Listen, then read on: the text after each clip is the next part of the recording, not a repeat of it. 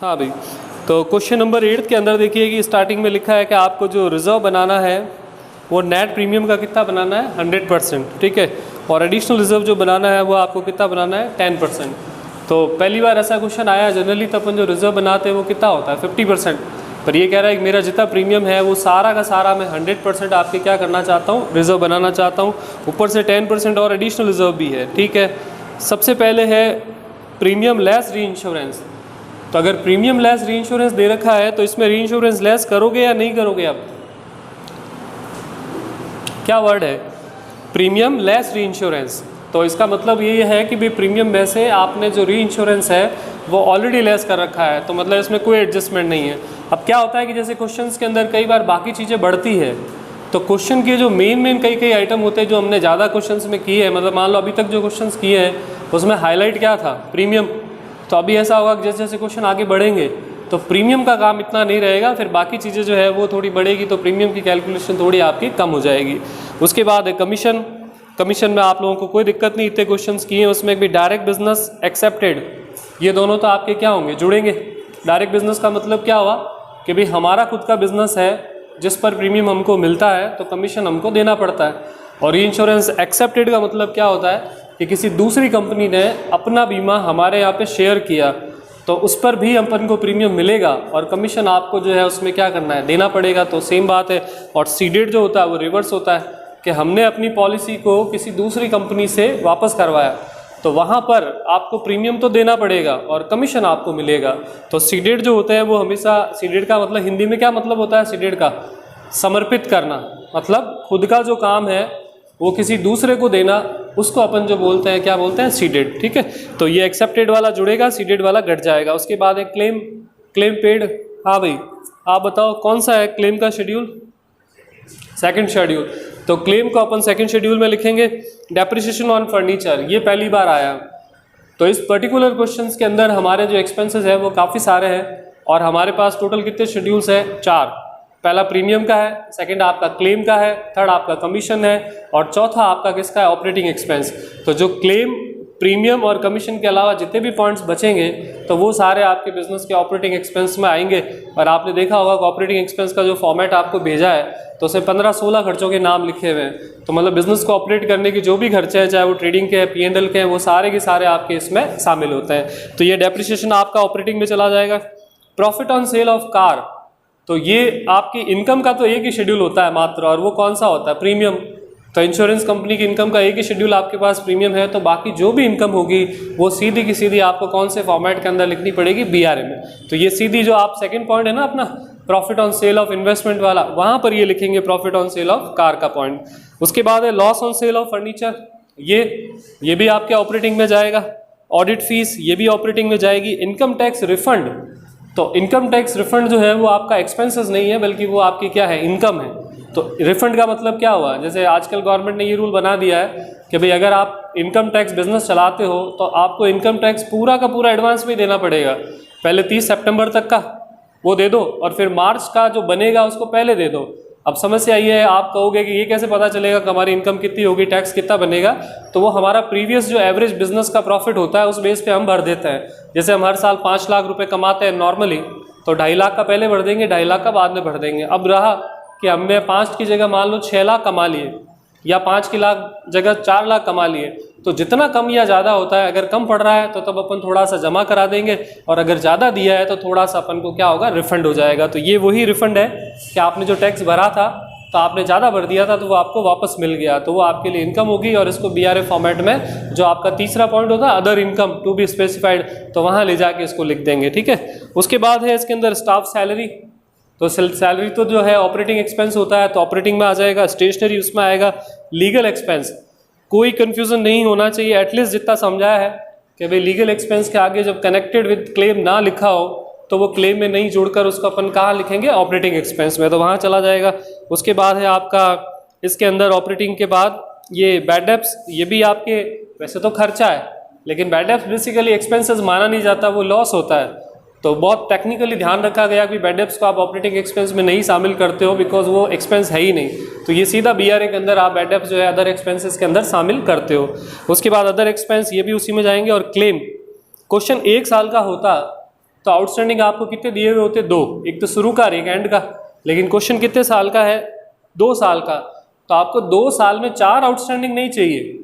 पहले साल का ओपनिंग, पहले साल का क्लोजिंग और दूसरे साल का क्लोजिंग ही चाहिए, क्योंकि जो पहले साल का क्लोजिंग होता है वो दूसरे साल में अपने आप क्या बन जाता है? ओपनिंग बन जाता है। तो इसीलिए आपको 4 आउटस्टैंडिंग नहीं दिए हुए, कितने दिए हुए? 3।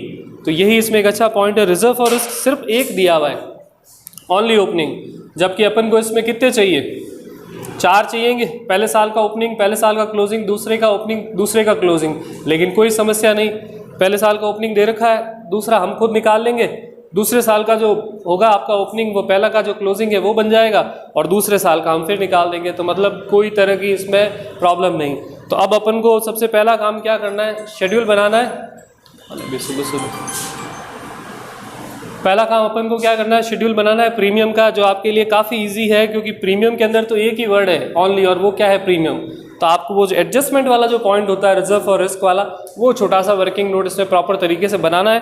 और बाकी वाले शेड्यूल्स में इसमें कोई पॉइंट ही नहीं है, मतलब बहुत कैलकुलेशन के हिसाब से काफ़ी छोटा क्वेश्चन है। तो बनाइए इसमें सबसे पहले प्रीमियम शेड्यूल 1 पर 2-2 साल के कॉलम्स हैं, और ज़्यादा बड़े नहीं बनाना, क्योंकि एक 2-2 लाइन के 2-2 लाइन के ही लिखने हैं सारे आपको शेड्यूल्स।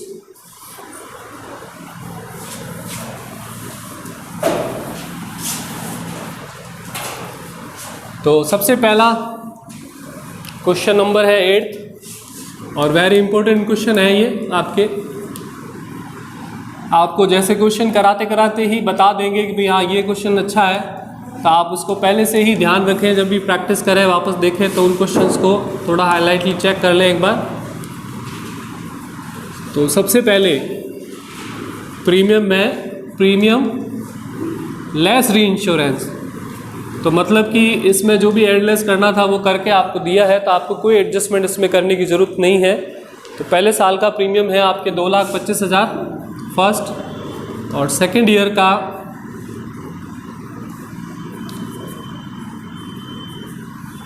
2,25,000, और सेकेंड ईयर का प्रीमियम है आपके 2,50,000।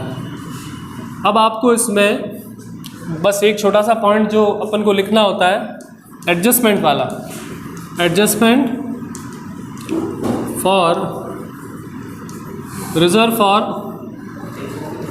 Unexpired risk. तो ये एडजस्टमेंट आपको करना है बस। इसके लिए ऑलवेज की तरह, सारे क्वेश्चंस की तरह यहाँ पे भी आपको एक वर्किंग नोट बनाना है।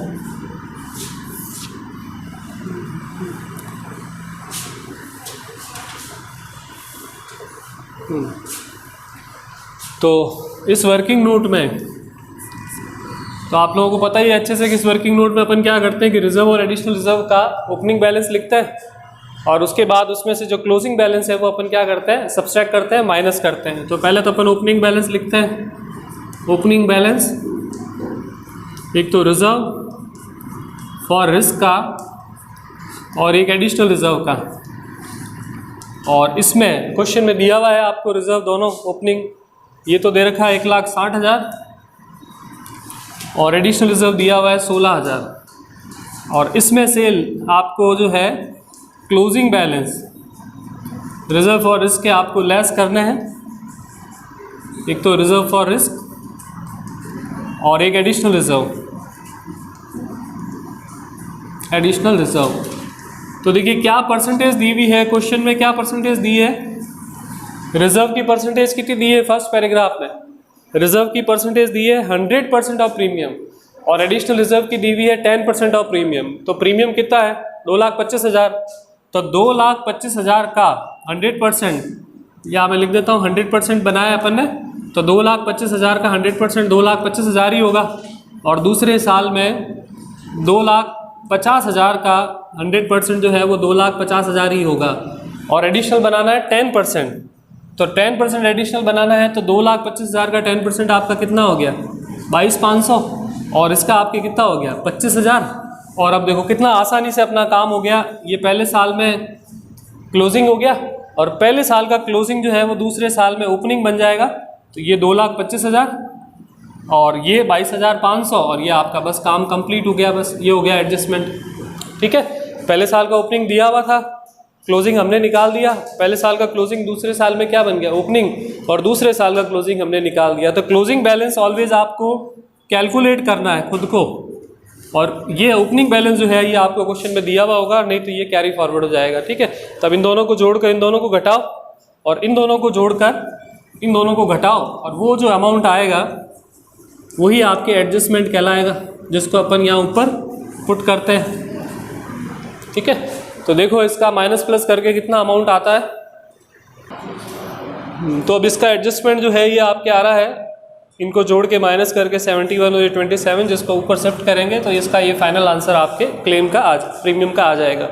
अब सेकंड शेड्यूल बनाते हैं अपन इसमें क्लेम का।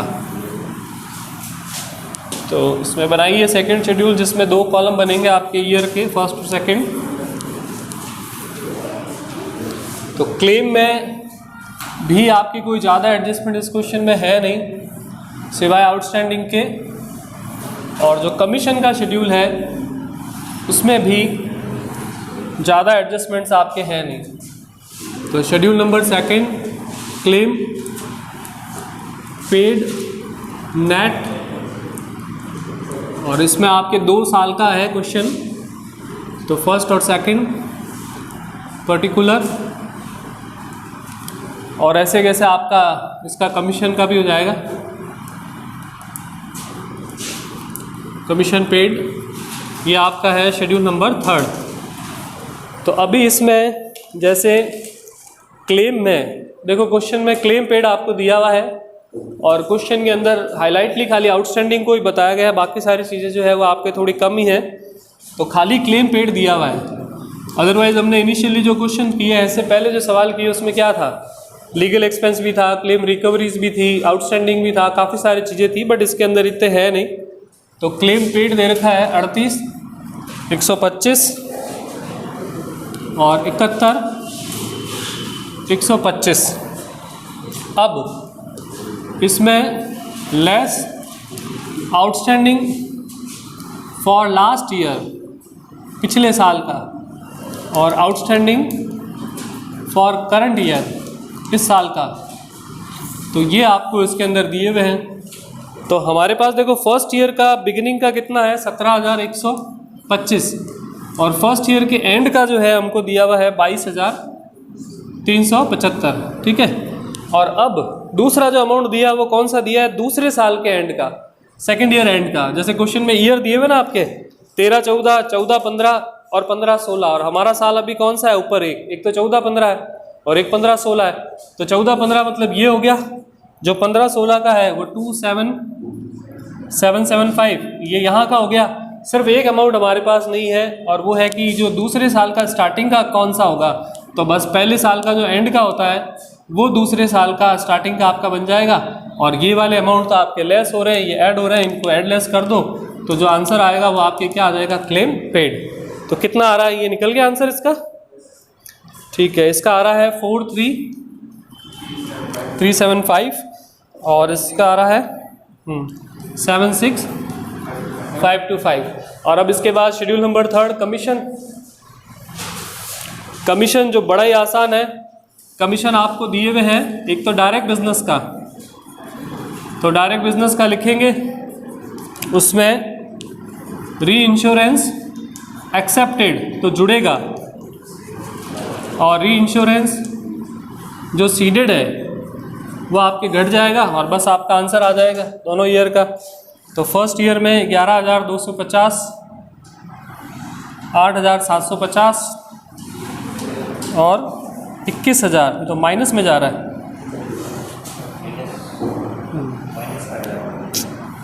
और इसमें है 15,000, 12,500 और 12,000।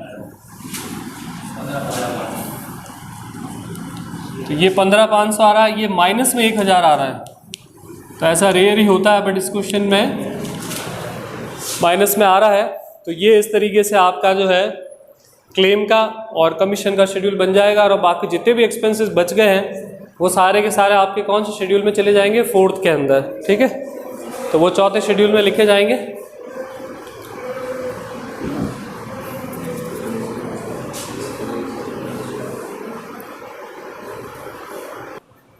तो ये लास्ट आपका चौथा शेड्यूल है जिसमें ये सारे बिजनेस के ऑपरेटिंग एक्सपेंस आपके जैसे डेप्रिसिएशन, ऑडिट फी, सैलरी, प्रिंटिंग, लीगल और अदर एक्सपेंस आ गए। और केवल इसमें जो है एक तो बैड डेब्ट्स जो आपके डायरेक्ट बीआरए फॉर्मेट में आएगा, एक loss on sale of furniture वो भी आपके बीआरए फॉर्मेट में आएगा, ठीक है। जो प्रॉफिट है वो ऐड हो जाएगा बीआरए फॉर्मेट में एसेट बेचने का, और जो लॉस है तो वो माइनस में लिखना है ब्रैकेट के अंदर, ठीक है। तो ये दो आइटम्स आप लिख के और उसके अलावा बाकी सारे खर्चे यहाँ लिखेंगे। और अब इसके बाद बीआरए फॉर्मेट जो है वो बना, तो देखिए इसमें बीआरए फॉर्मेट के अंदर तो ये आपने जो है पहला, दूसरा, तीसरा, चौथा शेड्यूल सबने लिख दिया, ठीक है। अब देखो क्या बच रहा है इसमें, कौन कौन से पॉइंट है जो बाकी रह गया। देखो स्टार्टिंग से क्वेश्चन पढ़ते हुए चले तो सबसे पहले profit on sale of car, ये बाकी रह गया अपना, ठीक है।